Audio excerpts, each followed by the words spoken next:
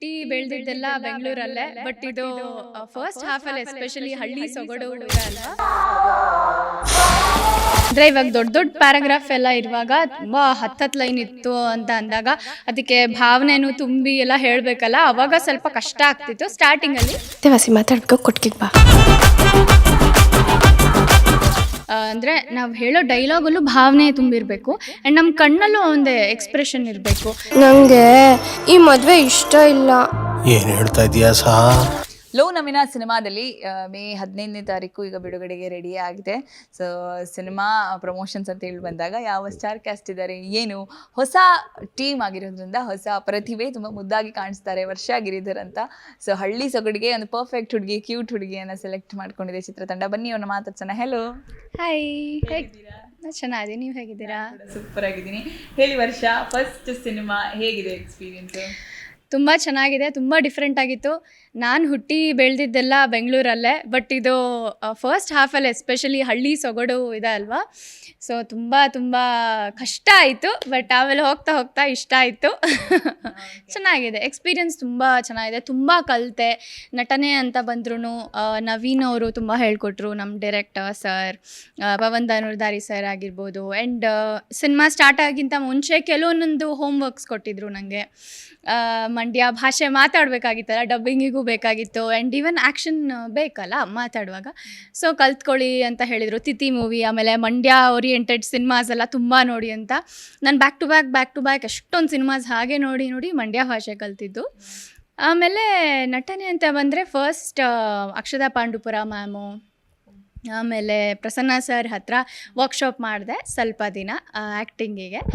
ಅದಾದಮೇಲೆ ಡೈರೆಕ್ಟ್ ಸೆಟ್ಸಿಗೆ ಬಂದಿದ್ದು.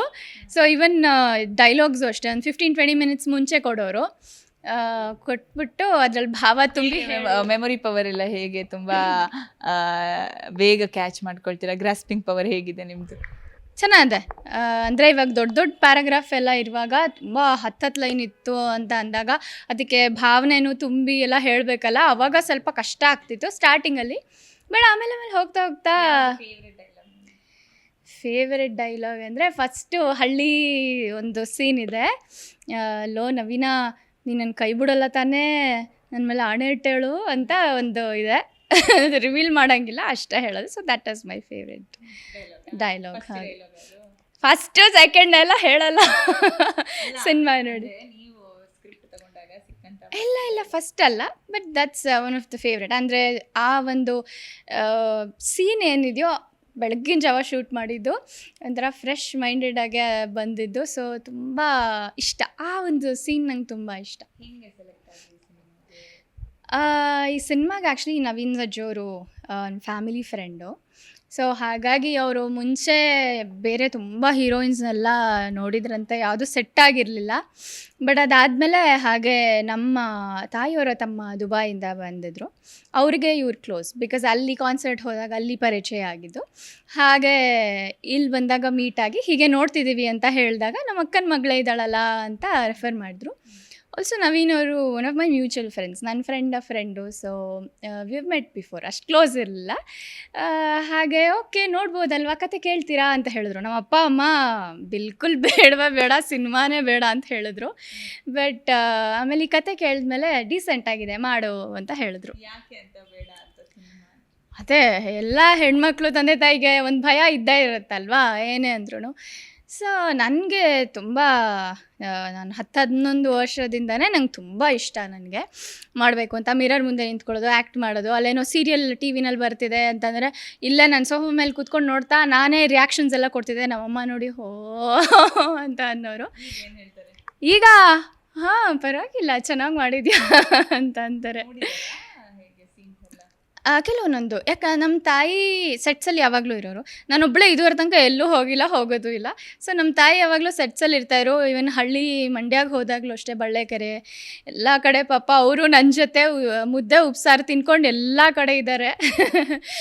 ಅವರಿಗೂ ಕಷ್ಟ ಆಯಿತು. ಬಟ್ ಅದೇ ನನಗೊಂದು ಆಸೆ ಇತ್ತಲ್ಲ, ಓಕೆ ಫೈನ್, ಒಳ್ಳೆ ಡೀಸೆಂಟ್ ಮೂವಿ ಎಲ್ಲ ಮಾಡಿಬಿಡು, ಅಷ್ಟು ಚಿಕ್ಕ ವಯಸ್ಸಿಂದನೂ ನಮಗೆ ಹೇಳ್ತಾನೆ ಇರ್ತಿದ್ದೆ ಅಂತ ಎಲ್ಲ ಕಡೆ ಪಾಪ ಸಪೋರ್ಟಿವ್ ಆಗಿ ನಿಂತರು. ಆಮೇಲೆ ನಮ್ಮ ತಂದೆನೂ ಓಕೆ ಜಾಸ್ತಿ ಏನು ನೋ ಕಾಮೆಂಟ್ಸ್ ಅಂದರೆ ಓಕೆ ಅನ್ನೋ ಥರ.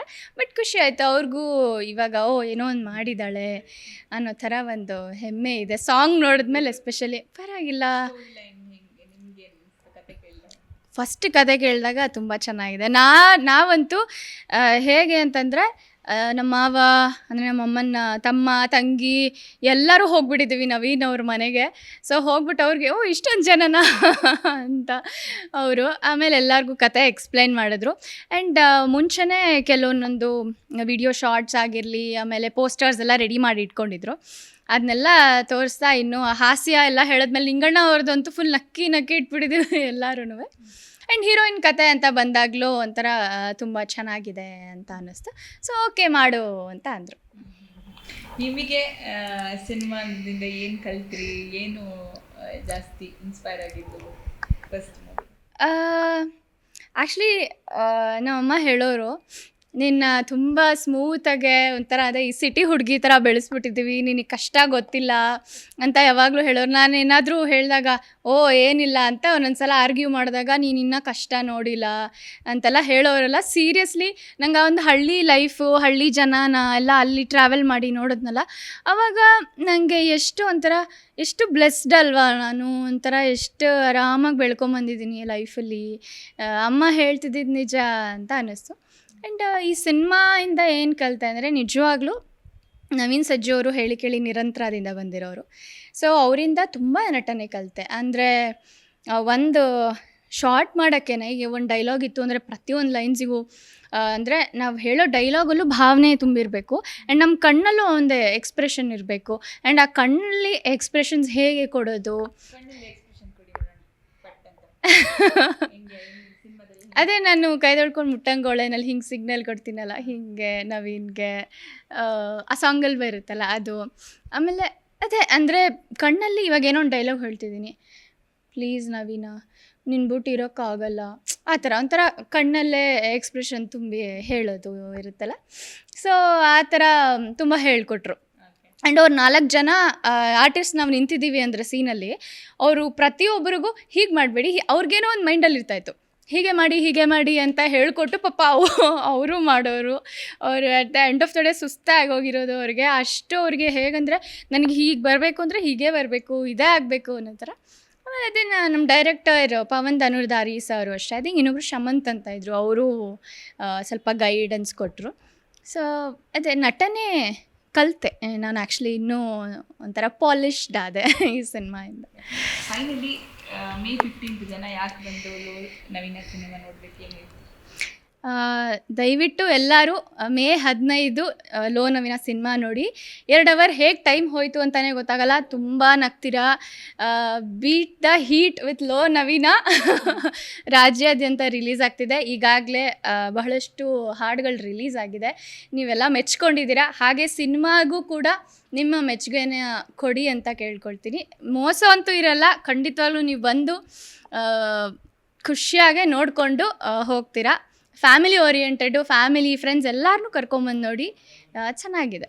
ಸೊ ಇದಿಷ್ಟು ಕೂಡ ಲೋ ನವೀನ ಸಿನಿಮಾದ ನಟಿ ವರ್ಷಾ ಗಿರಿಧರ್ ಅವರ ಮಾತಾಗಿತ್ತು. ಸೊ ತುಂಬ ಮುದ್ದಾಗಿ ಕಣ್ಣಲ್ಲೇ ನೀವು ನೋಡಿದ್ರಿ ಯಾವ ರೀತಿ ಎಕ್ಸ್ಪ್ರೆಷನ್ ಕೊಡ್ತಾರೆ ಅಂತ. ಸೊ ಸಿನಿಮಾದಲ್ಲೂ ಕೂಡ ಅಷ್ಟೇ ಮುದ್ದಾಗಿ ಕ್ಯೂಟಾಗಿ ಪರ್ಫಾರ್ಮ್ ಮಾಡಿದ್ದಾರೆ. ಮೇ 15 ಲೋ ನವೀನ ಸಿನಿಮಾವನ್ನು ಚಿತ್ರಮಂದಿರಕ್ಕೆ ಹೋಗಿ ನೋಡೋದನ್ನು ಮಿಸ್ ಮಾಡಬೇಡಿ.